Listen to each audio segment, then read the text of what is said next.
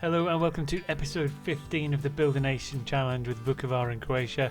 Off the back of what was a tremendous double in the league where we won the league and the cup, we've qualified for the Champions League with the coefficients as well. It's straight to the group stage, so we'll get through this little transfer window. I'll give you an update on where we are after 10 games and we'll wrap it up quite quickly and we'll get on and play some more games.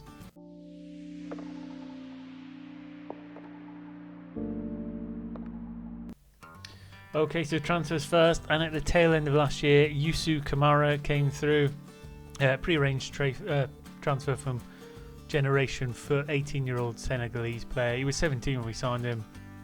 Really good stats. He's one of the foreign players, and that's one of the issues I've encountered is we're up to 7 foreign nationals now following this recent transfer window. You can only have 6 in the squad, so I'm thinking of potentially loaning one out. I do and I don't want to loan out Kamara because if I get him enough games within the 3-year period he becomes homegrown, which will become really important over a few years time, so I might hold on to him and rotate him a little bit. I just need to make sure he plays enough games as an 18-year-old to make sure his development isn't hampered, but really good mental stats, not quite as good physically as he could. He's only 18, but technically he's pretty good. His passing's good and his first touch good, natural in the centre mid, which is where we want him for long term. I don't believe he's got a release fee, so again another thing we've tried to do is get rid of all the release fees so we don't lose any more players like we did with Quican. After that, 22,500 we spent on Neto, centre half Brazilian, like Patel at the back. He's already developed to 3.5 stars, got a bit of development in him as well. Again, really good in terms of the physicals, although he's quite short. His jump and reach doesn't really play into that shortness as well, but really good in terms of all his attributes. It's just you can't teach height, and he's a little bit shorter than I would have liked. However, we brought him into the squad. He's worth a bit of money, got him on relatively cheap, and I think he could be a centre half for years to come for us. So yeah, really good spread, positioning, good decisions, good bravery, good. Another one that's going to fit in really nicely. After that, from Dynamo on a free transfer, we got Edin Tolja, 22-year-old Bosnian. I think I'm contemplating loaning him out straight away, and we'll get on to loans after we've been through the transfers, but I think we're now starting to get to a stage where we can put some of these developmental players out on loan in amongst the teams in and around us in the league to try and strengthen them as well as ourselves. And he certainly fits that bill, in on a free, so we've got some resale value on him.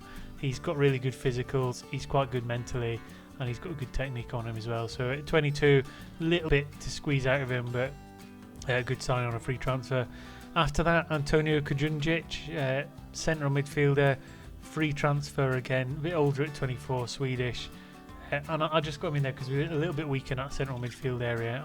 It's always been an area we've not found that superstar in yet, which Kamara might be in the future, but he's not there yet. So just to bolster them numbers, he can play the attacking role as well. We've brought him in, a proven player in the division, really good physically, really good mentally, not quite as gifted across the technical side, but again a really solid performer in the middle of the pitch. After that, this one's really exciting, from Chelsea, a free transfer, Ethan Little, left back. He can play defensive midfield and he can play on the wing as well. Phenomenal spread of stats, really, already worth 8 to 11 million. I did think about immediately cashing in on him because of the foreign player rules, but I think we'll see how he gets on for a little bit before we make that decision. With 32 caps for New Zealand already and 2 goals at 22 years old, I think he's going to be a really solid acquisition for us for the year, and so far so good. He's been pretty reliable. And then finally, Joe Almeida. Again, we needed a new goalkeeper in reserves, 2.4 million, so we've splashed the cash on this one a little bit. 2.5 star current ability, 4 gusting, 5 potential, and with this one, with him being another one of the foreigners, I've loaned him out straight away. So he's gone to Lokomotiva. He's made 1 appearance. We've kept a clean sheet in the league. He's still lost 2 goals in the cup, but I think it was the best thing for him. We're running a bit light in the squad, which we'll get on to after this, once I update you with the final couple transfers. But I think it's best we start loaning some of these players out. In terms of the other players coming through, we've got Patrick Nkem, a 17-year-old central midfielder, Cameroonian. Again, really high potential threshold. As soon as he comes in, he'll go out on loan. Raymond Ortiz, left winger, again Peruvian. Just got him in because he's got some high potential. We'll loan him out again straight away. And then finally, Tepe Kodama, we're going to loan him out. He plays on the right-hand wing. Again, we'll just load him out within the division, hope to get him the homegrown status, not homegrown at club, but homegrown in nation, and see if we can develop him that way, and then bring him back when he's done. In terms of the squad, they're massively elevated. We are weak for a goalkeeper, and the squad's complaining a little bit about weakness at right back. I did try and get a Croatian on the last day of the transfer window, but we didn't have the funds to see it through. But outside of that, a fairly solid squad. Still trying to offload the players with really low potential. So Bikanic, he's got some interest now. There's another couple down here, Zivkovic, and I thought there was one more hiding around in here somewhere, but we're trying to get all them punted out either on a sale or on loan. Another couple players we want to move on. Takac and Tolja out on loan if we can. Novak, another one of them players we've had, get him out on loan, and that should make the squad look really much better rounded. In terms of them players who've gone out on loan, just to keep you updated, Almeida is probably the biggest of them, Subaric the next one after that, and we're starting to get some of these high potential players out now. When the next batch comes in, that's what we'll use them for. And also within the finances, we've got 10 million odd for qualifying for the group stage of the Champions League. We'll use that to buy a whole load of new youngsters as well and start farming them out to really start generating this loan farm, develop players at other clubs in and around us, and then bring them back in when they're superstars. So in terms of finances, coffers bolstered massively by the Champions League money.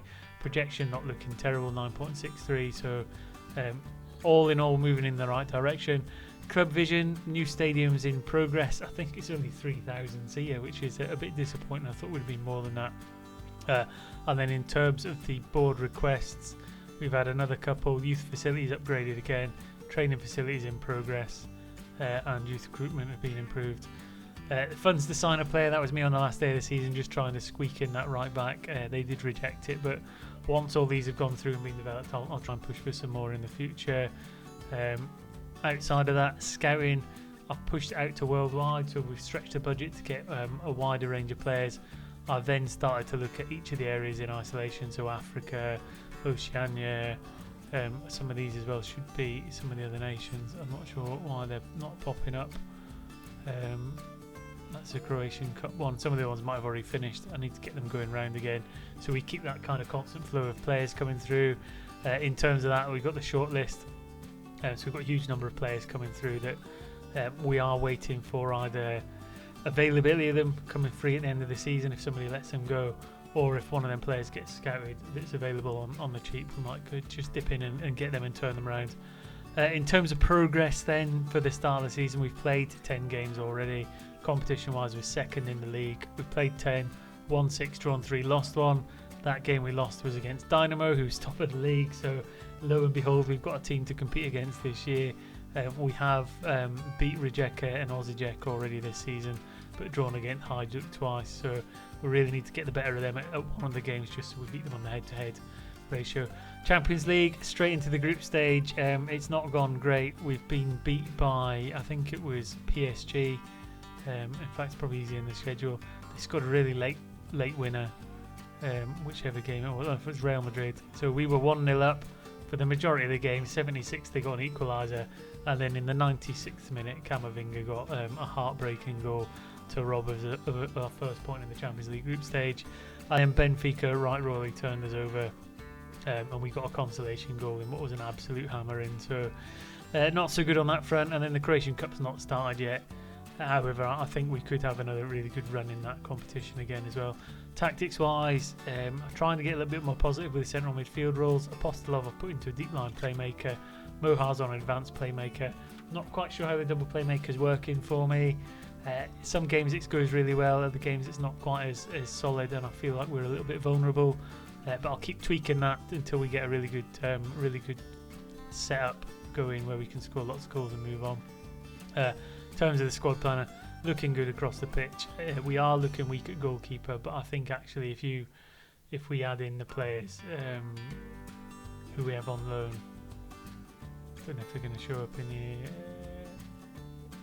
Yeah, you can put them in there. I mean, we have got players in the youth development squad that are out on loan that are going to come back in. So all told, pretty good transfer window.